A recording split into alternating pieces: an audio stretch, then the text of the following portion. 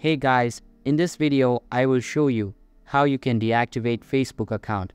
So make sure to watch the video till the very end. And let's begin. First of all, open the Facebook app on your mobile device and make sure it is updated to the latest version available. After that, sign into your account and you will be redirected to this page.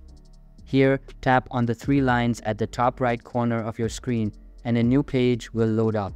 Inside this page, tap on Settings and Privacy, then select Settings from the drop-down menu.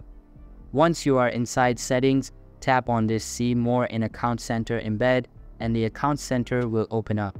Now tap on the Personal Details tab. Then select Account Ownership and Control and then tap on Deactivation or Deletion tab. Here you will be asked to select the target account. After that, choose Deactivate and tap on Continue, and it will prompt you to enter your account password. After you have entered the password, choose the reason for this action. Then tap on Continue.